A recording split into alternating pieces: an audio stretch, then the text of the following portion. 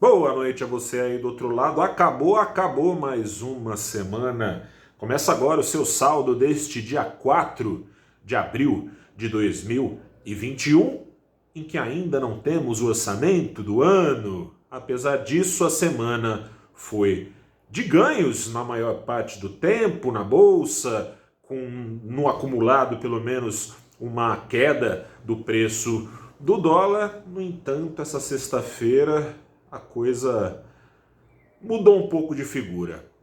Vou te falar agora qual foi o saldo definitivo. O Ibovespa, nesta sexta-feira, fechou em baixa de 0,54%, na altura dos 117 mil pontos. O dólar, por sua vez, deu uma baita disparada. Dólar disparando 1,83%, indo aos R$ 5,67. Tem tudo a ver com essa dificuldade do orçamento que eu te falei, mas com agravante, com a abertura da CPI da Covid, que tem nada mais, nada menos na mira principal o presidente Jair Bolsonaro. Azedou o pé do frango para o presidente Bolsonaro. Na semana, o real ainda assim acumulou uma valorização que foi bastante achatada hoje.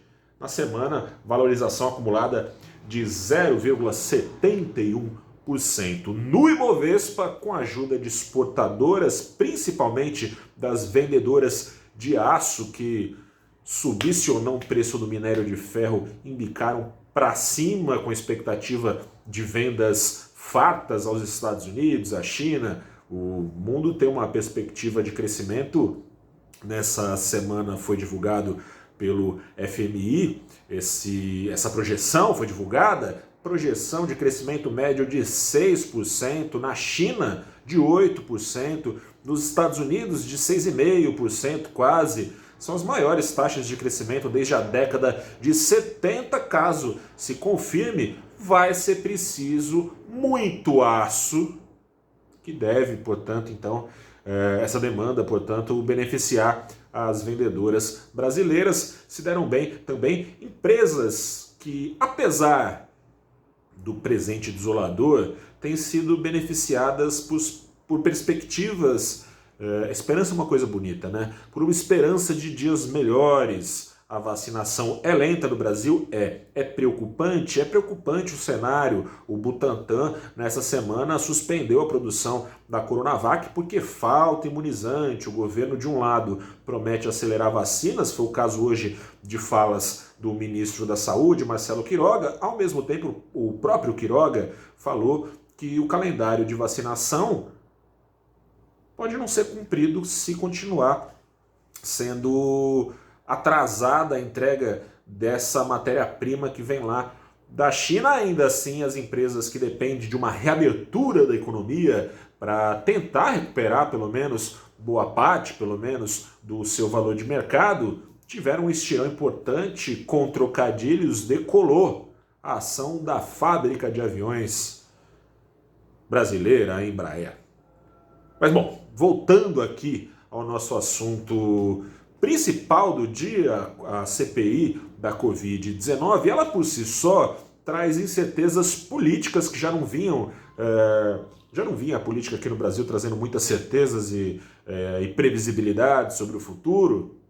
Ficou ainda mais imprevisível com essa CPI da Covid determinada pelo ministro do Supremo Barroso. Ele obrigou então o Senado a aceitar, o presidente do Senado, Rodrigo Pacheco, a aceitar o pedido de inquérito que tinha sido protocolado lá em janeiro, buscando responsabilizar por eventuais omissões o governo federal em relação à gestão sanitária aqui no Brasil, que, bom, de janeiro para cá, a gente sabe tudo o que aconteceu, piorou ainda mais a situação, mortes acima das 4.000 já ao dia. Essa semana foi de recordes. Há infectologistas apontando que antes de melhorar a situação vai piorar.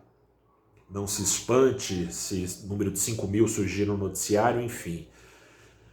Essa CPI prejudica o presidente por si só, como eu vinha dizendo, mas também em relação à dificuldade que ele vem tendo de decidir o que fazer com o orçamento que recebeu do Congresso. A base aliada do presidente, quem precisa de oposição se tem aliados como esse, desenhou e aprovou um texto que maquia furos no teto de gastos, né? O senador Bittar, diz ele, com a anuência da equipe econômica e de outros ministros, colocou lá gastos, principalmente esses gastos foram subestimados, gastos com pensões e aposentadoria, abaixo do que de fato serão feitos em 2021.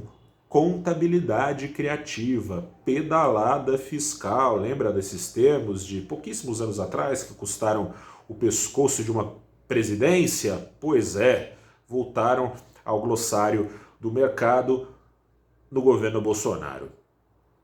Acontece o seguinte, né? Se o presidente já ficava difícil para o presidente, num momento de popularidade em baixa, vetar essa maquiagem que foi feita para aumentar gastos com emendas parlamentares, gastos de seus deputados e senadores com as suas bases eleitorais e gastos também de alguns ministérios, caso do Ministério do Desenvolvimento, tocado pelo ministro Rogério Marinho.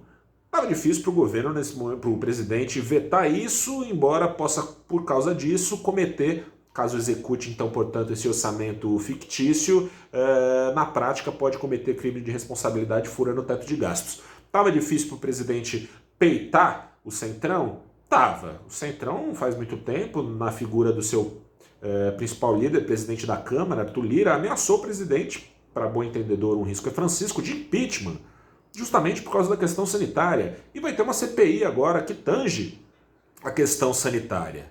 Fica complicado para o presidente peitar o Centrão e coloca-se então numa situação um pouco complicada em relação ao risco fiscal no que lhe diz respeito à estabilidade do governo, mais no que diz respeito aos investidores, na estabilidade das contas públicas, risco fiscal que pode levar o Banco Central a elevar juros para conseguir se financiar, alinhando os rendimentos dos títulos públicos vendidos pelo governo federal à sensação de risco do investidor, elevando juros também eventualmente para controlar a inflação, que pode ser turbinada, como já vem sendo, por alta do dólar. Investidor inseguro com a situação aqui no Brasil pula fora, busca dólares para investir lá fora, para investir seja em ações, seja em títulos públicos também de outros países.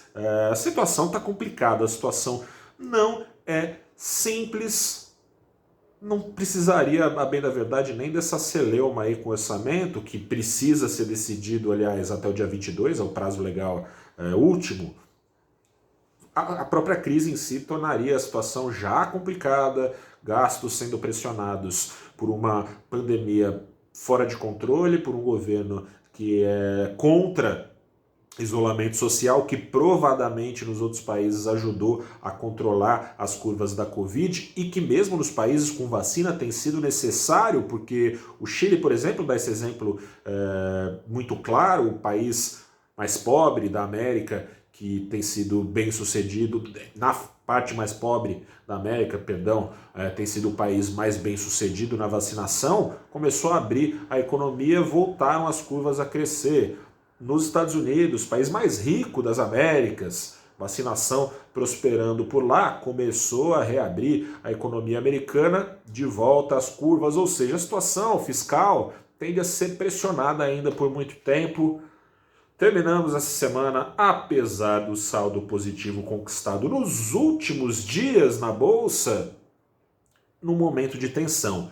A próxima semana, evidentemente, começa nesse mesmo clima e eu te convido a abrir comigo a semana no Abrindo os Trabalhos do valorinvest.com às 8h30 da manhã no canal do Valor Invest no YouTube, no nosso Twitter, no nosso Facebook, ao vivo das 8h30 da manhã às 9h30 da manhã. Vou estar falando sobre esse risco fiscal que segue com a economista-chefe do Credit Suisse aqui no Brasil, a Solange Cirur, e também com o Fábio Akira, economista-chefe da Asset Blue Line.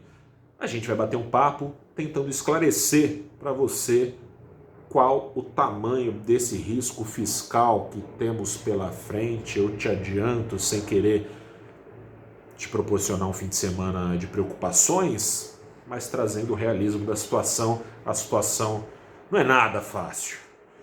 Fico por aqui, desejo a você um grande fim de semana, dê um pulo no nosso site para se atualizar sobre aquilo que tem respeito, que diz respeito ao seu bolso, sempre o sobe e desce do mercado traduzido para qualquer um entender no valorinvest.com. Não fique de fora.